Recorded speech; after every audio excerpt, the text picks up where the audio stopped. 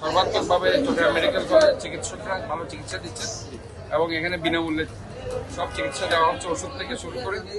আমি মনে করি এই সমন্বিত উদ্যোগের মাধ্যমে ইনশাআল্লাহ যেরকম মনে করা হয়েছিল যে এখানে কোনো রেট অথবা ডেথ রেট, ইনশাআল্লাহ আল্লাহ রসিম রহমতে সবাই মোটামুটি এখন সেটেল আছে, সহসভাবে পাঠানো হয়েছে এবং কুইক চিকিৎসা সেখানে দেওয়া হয়েছে।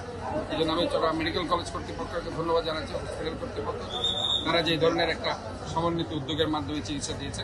এবং আমাদের এখানে ল্যাবের ডক্টর যারা এসেছেন তাদেরকে ধন্যবাদ জানাচ্ছি, তারা সকাল থেকে এখানে ছিল। এবং এখানে আমি অন্যান্য যারা এখানে যারা উপস্থিত আছেন, জাতীয়তাবাদী ছাত্রদল সহ অন্যান্য সংগঠনের, তাদেরকে ধন্যবাদ জানাচ্ছি।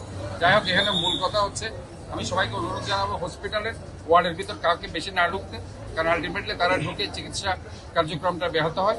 সো দ্যাট সবাই দরকার হলে বাইরে থাকুক, আর হসপিটালে যারা ডক্টর আছে তারা এই চিকিৎসাগুলো নিচ্ছে। এবং সর্বোপরি এখানে আমাদের হসপিটাল কর্তৃপক্ষ তারা আছে, আর আমি মেয়র হিসেবে যদ্দূর পারি আমি খোঁজখবর নিচ্ছি এবং আমার পক্ষ থেকে যেটা করার ইনশাল্লাহ আমি সেটা করবো বলে আমি আশ্বাস দিই।